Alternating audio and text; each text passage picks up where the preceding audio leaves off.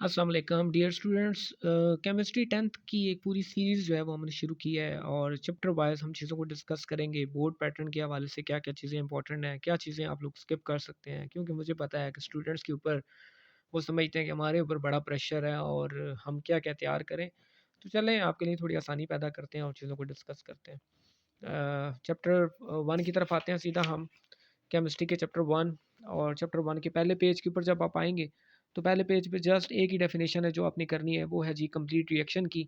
और ये यहाँ से लेके आपने यहाँ तक मैंने मार्क कर दिया, ये आपने कर लेनी है सिंपल। नेक्स्ट पेज के ऊपर जब आप आएँगे तो यहाँ पे डेफ़िनेशन मार्क ऑलरेडी हुई हुई है, लेकिन आपने करना क्या है, आपने जस्ट एक डेफ़िनेशन है, a reaction in which the products can react together to reform the original reactant is called reversible reaction. ये रिवर्सिबल रिएक्शन की डेफिनेशन है, जबकि आप यहाँ पे कैन के बाद अगर नॉट लगा दें तो यही डेफिनेशन जो है ये बन जाएगी इरिवर्सिबल रिएक्शन की। यहाँ से आपने दो डेफिनेशंस कर लेनी है। फिर जस्ट यहाँ पे एक साइन बना हुआ है, ये वाला जो साइन है ये है जी रिवर्सिबल रिएक्शन के लिए साइन यूज़ होता है, जबकि सिंगल एरो जो है वो यूज़ होता है इरिवर्सिबल रिएक्शन के लिए। तो आपने जस्ट यहाँ पे यही काम करना है, ये दो डेफिनेशंस करनी है इस पेज पे और दो साइंस को याद रखना है। और फिर हम मूव कर जाते हैं नेक्स्ट पेज पे।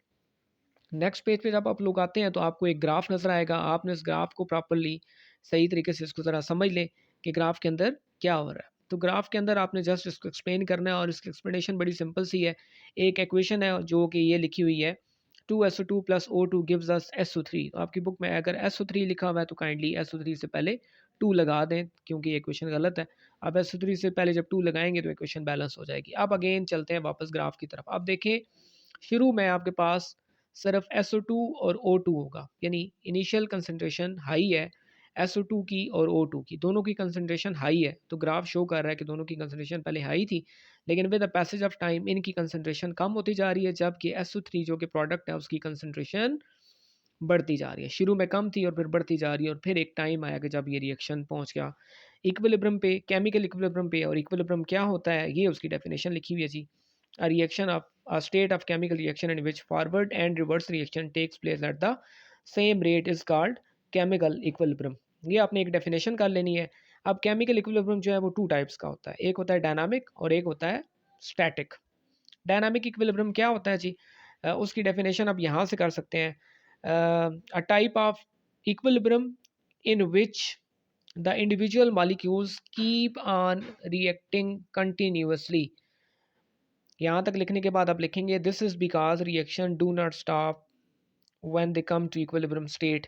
ये डेफिनेशन होगी डायनामिक इक्विलिब्रियम की। जबकि अगर आप स्टैटिक इक्विलिब्रियम की डेफिनेशन जानना चाह रहे हैं तो उसमें जस्ट यहाँ ये आ जाएगा, the individual molecules keep on reacting की जगह स्टॉप रिएक्टिंग या स्टॉप द रिएक्शन यहाँ तो हो जाएगा। और ये भी थोड़ा सा चेंज इस डेफिनेशन के अंदर आ जाएगा, this is because the reaction stop when they come to equilibrium state.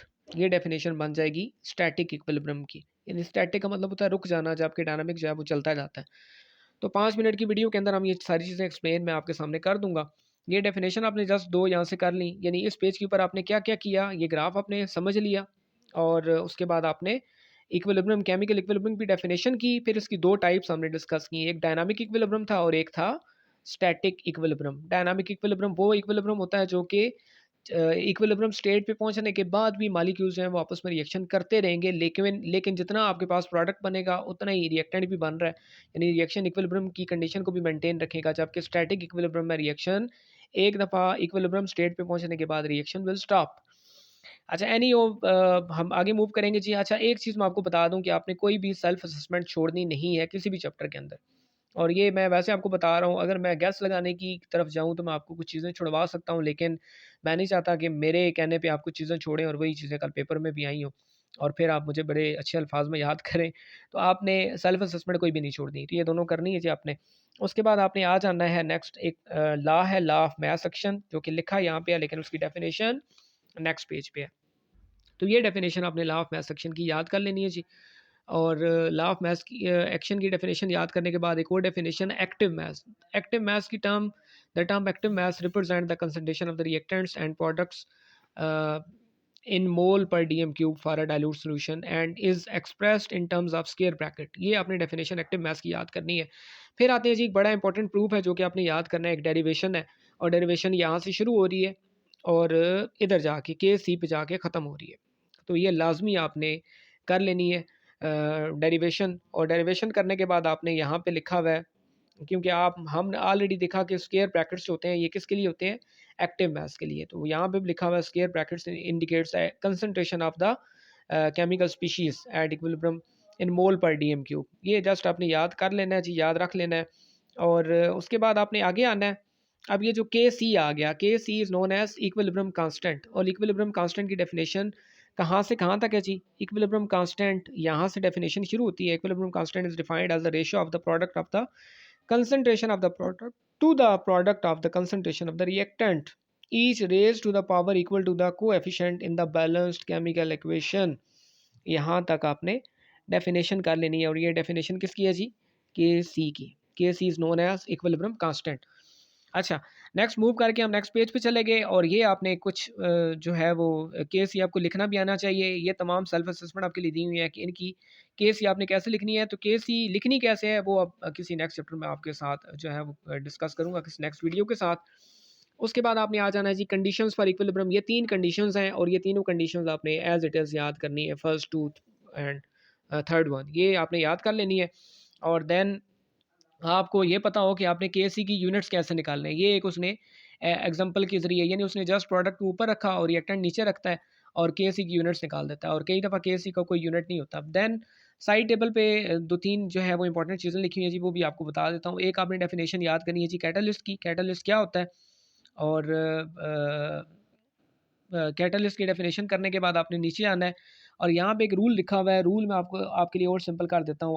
आपने याद कर लेना है जी, ऐड एसिड टू वाटर, यानी हमेशा एसिड को पानी में डाला जाता है उसको डाइल्यूट बनाने के लिए, जबकि वाटर को एसिड के अंदर नहीं डाला जाता है। सारे के अंदर यही चीज़ लिखी हुई है। देन आपने सेल्फ असेसमेंट अगेन आ गई, ये आपने करनी है। और देन नेक्स्ट पेज पे आप मूव करके आएंगे तो यहाँ पे लिखा हुआ जी इंपॉर्टेंस ऑफ इक्विलिब्रियम कांस्टेंट, यानी के सी की इंपॉर्टेंस। और ये चारों पॉइंट्स आपने याद करने हैं के सी की इंपॉर्टेंस पे। और बाकी आपको ये पता हो कि हैबर प्रोसेस है वो क्या होता है। हैबर प्रोसेस में अमोनिया बनता है, ये आपने इक्वेशन याद कर लेनी है। और इस इक्वेशन के अंदर आपको ये भी पता हो कि इस इक्वेशन में कैटलिस्ट जो है वो क्या चीज़ यूज़ होती है।